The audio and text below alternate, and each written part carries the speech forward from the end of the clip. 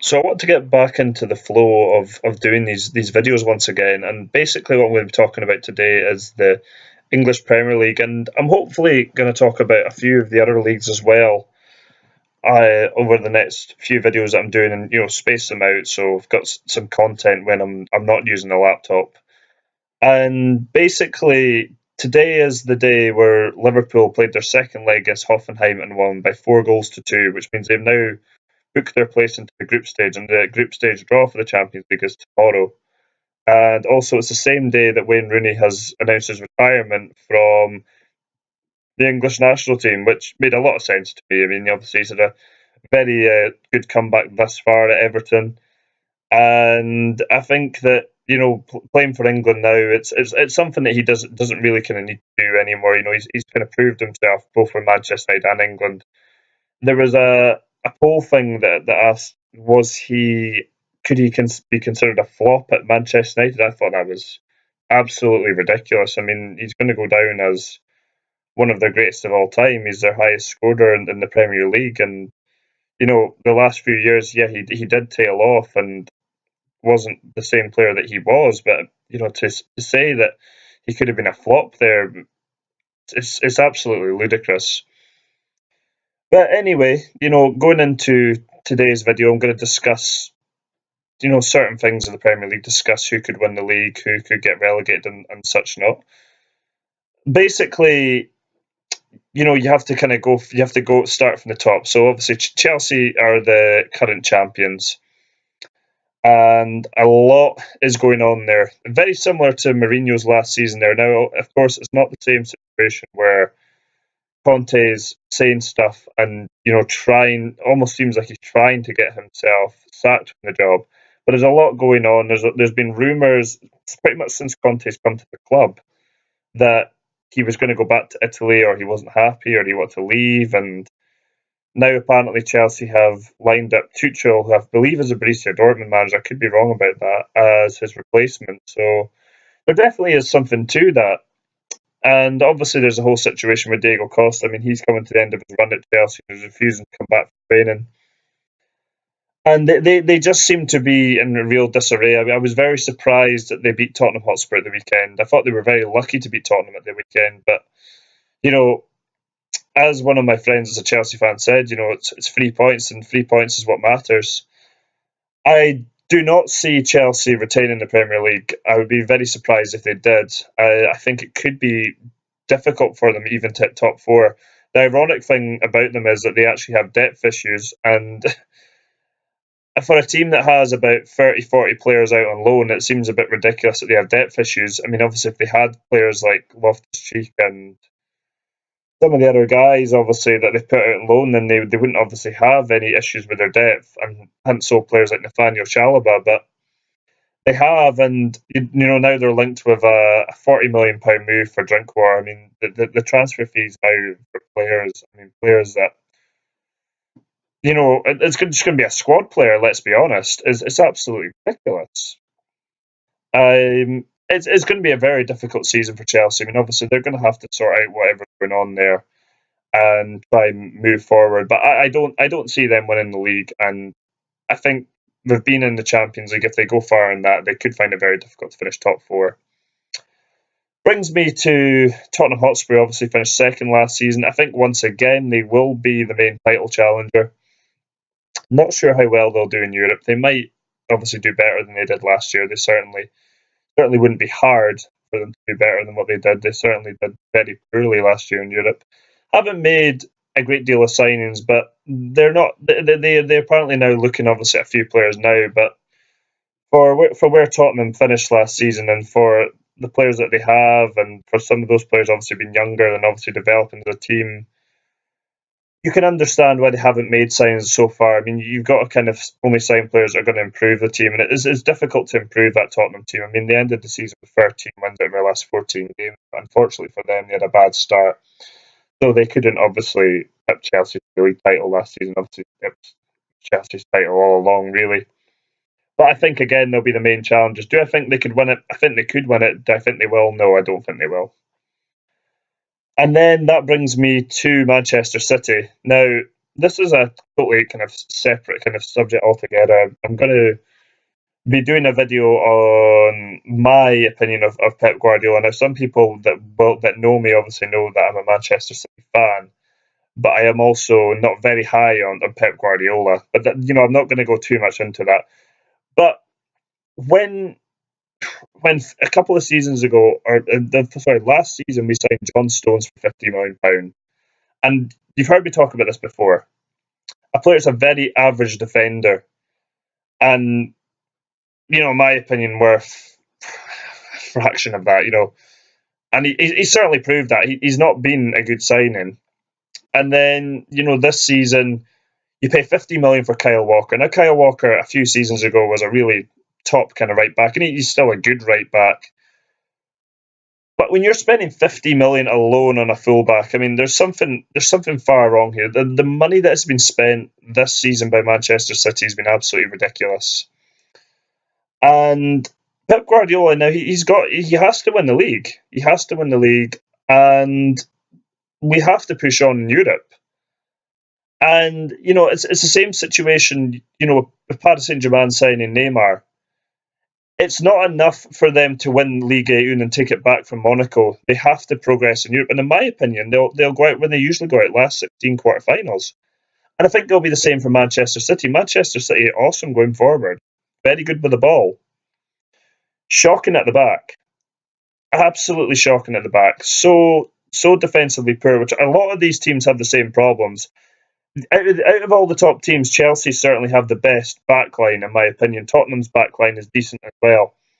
But with Liverpool, Manchester City, and Arsenal, all awesome going forward, but very, very, very frail at the back. And that's going to be the problem for Manchester City. It's going to be the problem where obviously got all these good players going forward, but there's not that stability at the back. And, obviously not all that convinced so far with the Benfica goalkeeper Ederson. I mean, he certainly could have done better with Rooney's goal there against us there.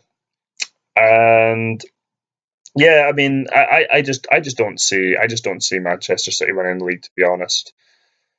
Brings me to Liverpool. Obviously, Liverpool played today. Tonight. Obviously, they're through into the Champions League. I mean, you talk about an awesome attack. I mean, Sadio Mane. I mean, there's all the talk about Philip Coutinho, and someone again that I know made a very good point to me and said that losing Sadio Mane instead of Coutinho would actually be a bigger loss. And I agree. I mean, when Sadio Mane played last season for Liverpool, Liverpool won. He has been a real awesome signing, and it looks a real bargain at the 30 million they paid for him last season.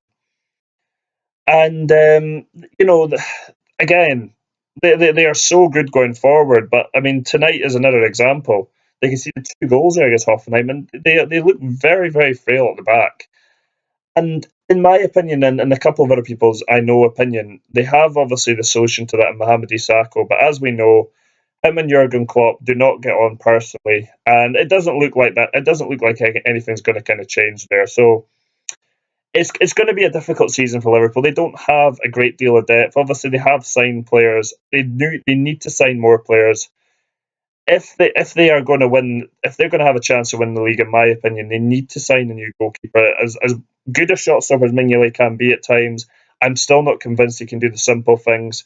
The defence is still a massive problem. I mean, Andrew Robertson was a great signing. Salah's looking obviously a good signing as well. I just don't think that they have enough. I don't see them winning the league. I mean, they might prove me wrong, but I just don't see it. And then that would bring me to Arsenal.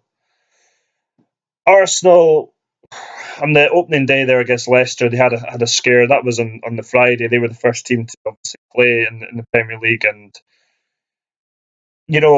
with what they have going forward, with the options of Lacazette, looks obviously a fantastic buy, and you have Giroud, who obviously can still get goals, and even Daniel Welbeck and Alexis Sanchez if he stays. I mean, again, fantastic options going forward, but just like Liverpool, Manchester City, they're very weak at the back. And I think it's just going to be another one of these seasons with Arsenal where It's will they or won't they finish in the top four? I mean, last season they finally finished outside the top four. I mean, it's been something that there's been speculated for the last 10 years that they were going to finish outside the top four, and somehow they always made it. And last year they didn't. And they signed Lacazette, and that was a real kind of statement signing him. And if they can be more defensively stable, then they can obviously do things. But they've already lost. They lost the second game of the season there against Stoke, who obviously got Hesse in on loan. And that's an incredible sign. A player that was Real Madrid not so long ago, and they got him on loan from Paris Saint-Germain. I mean, it's mind-boggling the kind of players that some teams in the Premier League that are not the top teams are getting, and it really is ruining football. But people can talk about the Chinese league, but the Chinese league is focusing primarily on older players that are obviously kind of getting that kind of last big payday, and it's starting to kind of run its course with that, with different rule changes and stuff. But the fact that a team like Stoke City or West Ham can outbid top clubs in the world for players, it's really sad. And English football, in my opinion, it really is ruining European football. I mean, let's look at Steve Meunier for Huddersfield on his debut. Awesome start, got 2 goals. Huddersfield signed him for 11.5 million. Obviously, other clubs could sign him. Looks a good signing by Huddersfield, but. And it's not players like that. I mean, that's a poor example. But you look at West Ham with Chicharito and even Arnautovic from Stoke. Arnautovic has been Stoke's best player for a few seasons. Obviously, they signed him. And even getting Joe Hart on loan. Well, we know that Joe Hart obviously has got errors in the game. But West Ham, in general, to get these players and to be in the position that they're in, I mean, it's going to be very unlikely that Slaven Bilic is still going to be in a job, because they are massively underachieving. Another team, in my opinion, massively is underachieving at Stoke City, because when you can get players in like Shaqiri and obviously Bojan, and obviously he's away now, and you had Arnautovic, and you've obviously got a top goalkeeper in Butland, and you know they don't play great football. They have obviously very good players. I mean, they did finish at a decent position last season, but it's the same old thing with Mark Hughes of having better players, but not really improving. But in terms of the title races, I know I've kind of tailed off a wee bit there. The team that I believe will win the league will be Manchester United. It's a few things. It's the Jose Mourinho thing where he's looking more like his old self. Usually he gets it right in the kind of second season, and as we know, usually in the third season it all goes wrong for him. So we'll wait and see about that one. But I mean, Lukaku is looking an awesome signing, and when they signed him, I kind of thought to myself, with their style of football, the pragmatic style of football, that I didn't think that he would obviously really flourish there. And obviously Mourinho was the one that got rid of him from Chelsea, but I seen him on the opening day against West Ham, and he was awesome. Now, he wasn't that great against Swansea, and Man United did look frail at the back against Swansea at times. I mean, there was a couple of opportunities Swansea had in the game where it could have been a different game. But the most important sign that Manchester United made was Matic from Chelsea. I mean, why Chelsea have once again sold one of their better players to a rival, just similar when they sold Petr Cech to Arsenal. Now, if you want to stay in London, that's fair enough, but you don't sell to a team that is a rival, and a team that can obviously finish above you in the league, or certainly cause you some problems. And when Chelsea sold Matic to Manchester United, it's given them what looks like the kind of final piece of the puzzle, because now Pogba looks a different player. He's got that kind of freedom to kind of run the show there. And I just cannot look past them. I mean, I'm not saying for definite that they'll win the league, but that is my prediction. I do predict that they will be champions this year. I mean, obviously, I hope I'm wrong, but looking at it objectively and looking at it from where they are as a team, I think that's what's going to happen. Now, talking about the other end of the table, I believe that this will be the season that Swansea finally go down. Now that Sigurdsson's left, now okay, they got a very handsome fee for him from Everton of 45 million. And I'll briefly talk about them as well once I've finished talking about the teams that I think will go down. Swansea have one of the weakest teams in the league, in my opinion. They were fortunate to stay up last season when the current Watford manager, who was at Hull last season, and I'm really sorry I've forgotten his name and feel bad about that. But when he came in there, Hull were all but down, and he made it very close. And obviously Swansea did well to stay up, but I don't think they'll stay up this season. It's going to be a very difficult season for Newcastle United. Their team looks championship. It has that championship feel about it. It would not surprise me to see them go back down. It's going to be a difficult season for West Ham, even with the players they have, because they're not looking good at all. They look a complete mismatch. They've got some obviously really good players on show, and Chikadio's obviously going to have a couple of goals. But I just don't.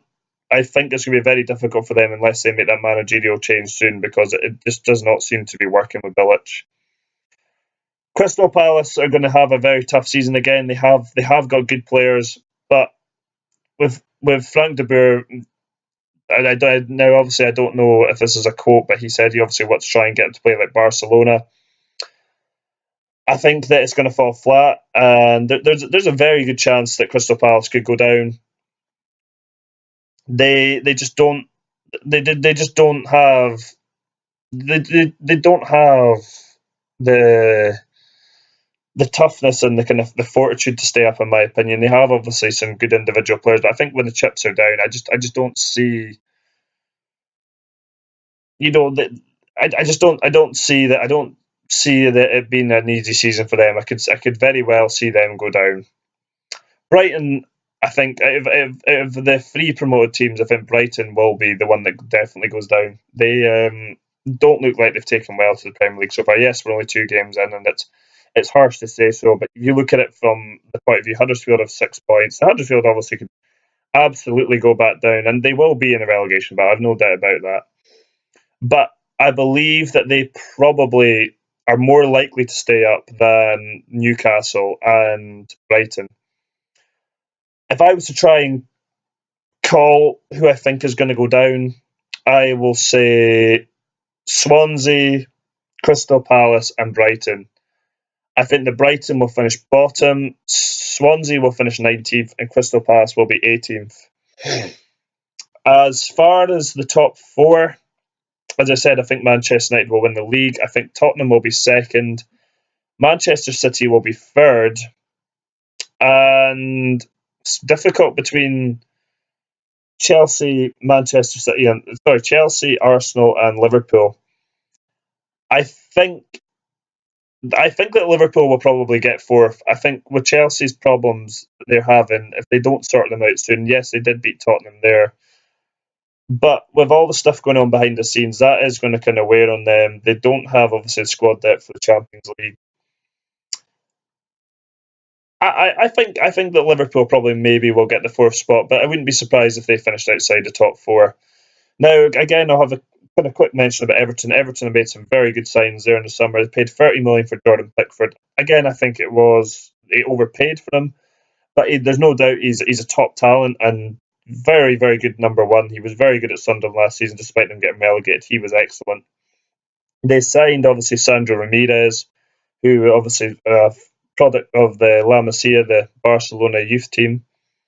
They've obviously re-signed Wayne Rooney, which I didn't think really was going to kind of help them. Obviously, that was part of the Lukaku deal, but he's obviously looking at this moment reborn there. He's done really well. And they've got a lot of really good young players like Calvert-Lewin, and they also have Tom Davis and they have Lookman. They have all the right ingredients. Everton to have a good season. Sigurdsson, they paid 45 million for him. I think that was a massive overgross of payment. I mean, he was by far Swansea's best player, but Everton, he'll be one of many. Everton would obviously be happy to finish seventh, but for the money that's been spent, they should be challenging the top four, in my opinion. And they actually, in my opinion, a lot of people might not agree with us, have the capabilities of winning the league. I don't think they will win the league. I don't think they'll finish top four either, but I think that they'll be in the conversation with a lot of these other teams. But anyway, that is it for this video. Thank you for watching, and there will be more videos like this, talking about other leagues, talking about all sorts of football related things, and hopefully we'll get back into the swing of these things.